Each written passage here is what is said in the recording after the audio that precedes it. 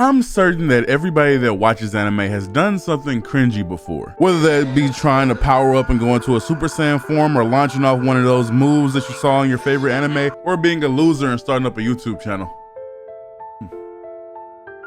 No, I'm definitely not I'm talking about myself. Anyways, I'm certain that you struck a pose, hoping that you look cool just for your mom to walk in your room and giggle at you as she told you that your Hot Pockets were ready in a microwave.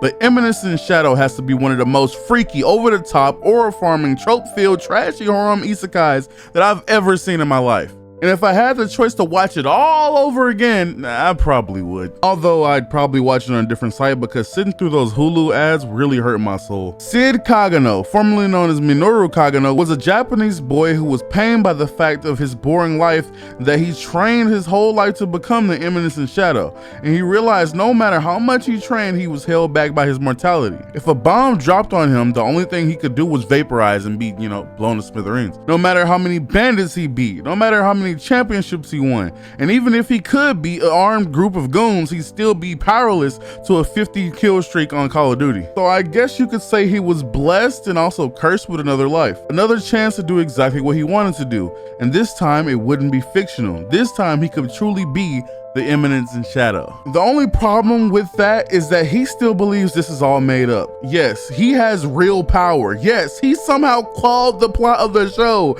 And yes, he somehow orchestrated a harem of really powerful girls in skin-tight slime suits, but somehow, some way, he's just a guy playing pretend while there is real shit going on around him. Also, this guy happens to be OP, either from his years of training, his family lineage, or the fact that he gaslights everybody so hard that he probably gaslit the author into making him the strongest character in the show. There's so many things I learned about this show that I wish I didn't know. Canonically, this guy is packing heat, and I'm not talking about that slime sword, I'm talking about his other one. Also, he's a girl, not a shower. And yes, that's canon. That's something that we learned in the series in a bathtub with the main character, and it's just so many things going on. But in more relevant news, Sid just happens to be at the right place every single time at the right time. Also, since he came from Japan, this world is more of a magical pre-manufactured world that doesn't have any chocolate, manga, or anything from our world. It's pretty easy for the girls around him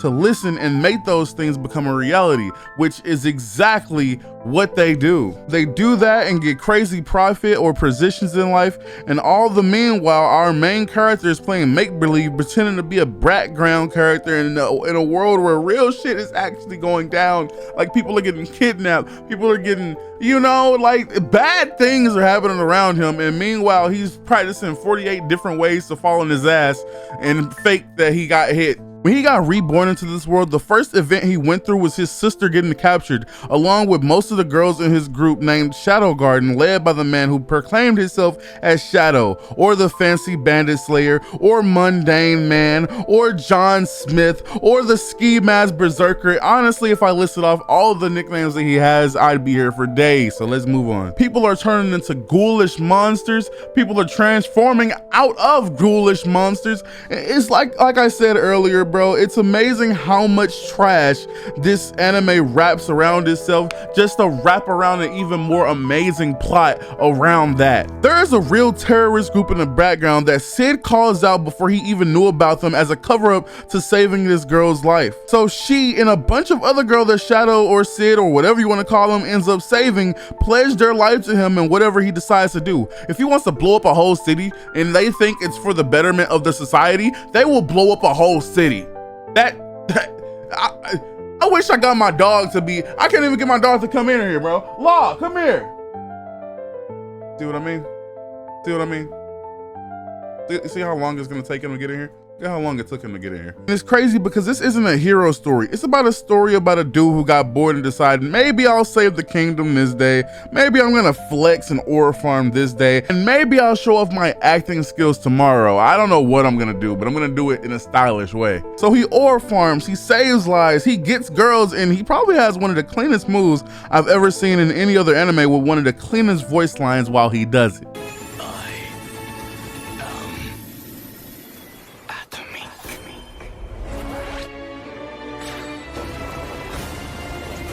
Honestly, comparative with all the other isekai slop I ingest, this one is one of the top tier ones. It probably might even be top 5, top 3, maybe even top 2. Because yeah, it's just a mass trope-filled trashy isekai anime, but the way they mask it is so perfect. They mask it in a way that you don't ever want to change. Sid is so clueless, but so powerful that it never really matters. And unlike Dragon Ball, you're never really waiting on Sid to pull up like you would be waiting on Goku to save the day, because the people that follow him and all of the people around him are capable of doing their own jobs. And even when they fail, it makes sense. It's a plot point for them to fail. Everybody around him is capable of doing their own jobs, and whether that job be slaying a man trying to usurp the kingdom, literally named Perv Asshat, or like, I can't make this shit up, or if that job is to do espionage, raise crowdfunding, or steal from other cultures so much that you become rich and famous while pulling off the best shadow operation in history.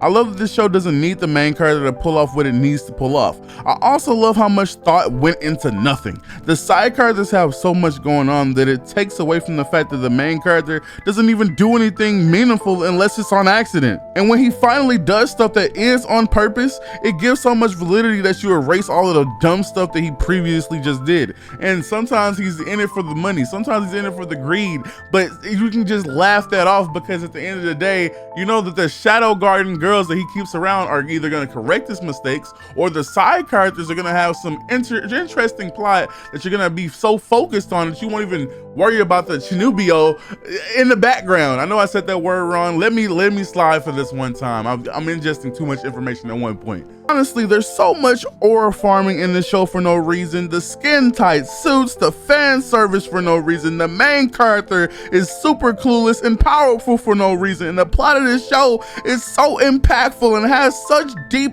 underlining tones for no reason. But when you put all of that together, you get the Eminence in Shadow. And although it may be cringe, and although it may make me want to turn off the show sometimes, I feel like it's something kind of cool about that. The Eminence in Shadow. This show was different. I'm kind of still watching it because I finished it, but at the same time, I wanted to go back and look at everything that I looked at and like keep it at a different angle, you know, and not the fan service, obviously. One, they're underage, so I kind of turned my head away when I saw all of that stuff on the screen. Delta, like, when Delta lost control, I was like, why did we make this decision? Yeah, her clothes may need to burn off. Why is she wearing a slime bikini? What is going on? And Delta was probably one of my favorite characters too. I just like the fact that she's like just as clueless as Sid, but at the same time, she like, it's something about like a Wolverine type character, and I feel like she is that Wolverine type character. I feel like I really resonate with Delta, but it's a lot of people in this show, like Sid just being as careless as he is, and just being money hungry, being like power hungry, being a tyrant. Honestly, he's just, he wants to be a tyrant, but at the same time, he wants to seem cool, and he doesn't feel like tyrants are cool, so he doesn't become a tyrant. It's just certain things that are in this show that doesn't make sense, but when you think about it, when you really sit there and you're like, then it all makes sense. And I feel like I love that. I feel like that's what, I don't know, bro.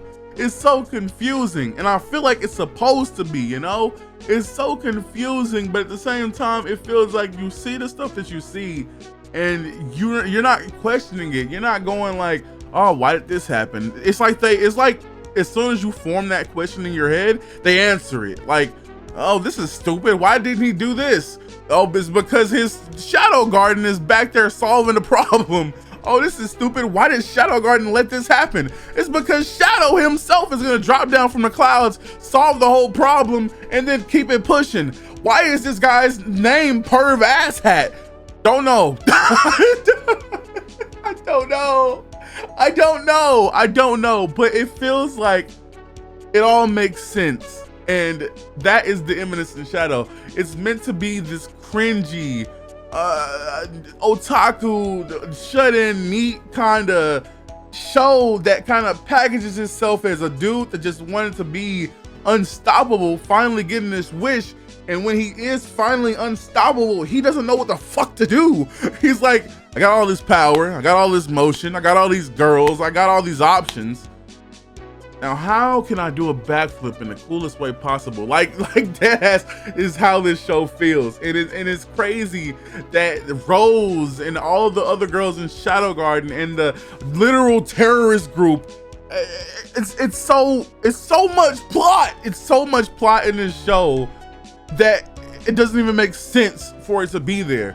And it feels like, I don't know if there's a season 3 coming. I don't know. It just doesn't make sense. Like I said, I need to rewatch the ending because I'm so confused on a lot of things. And when I rewatch it, maybe I'll get a clearer understanding on it. And I just wanted to put this video out because this show changed me for the worst. I feel I feel like I'm gonna be 10 times more cringier after watching the Eminence and Shadow. And maybe that's what the purpose of this show is. I don't know how to feel about it, but if you've ever watched the Eminence and Shadow, let me know down in the comments, how do you feel about it? And if you enjoyed this video, make sure to hit the subscribe button, the like button, and hit the little bell, just show me some extra love. And other than that, I have nothing else to say, but thank you for watching this video.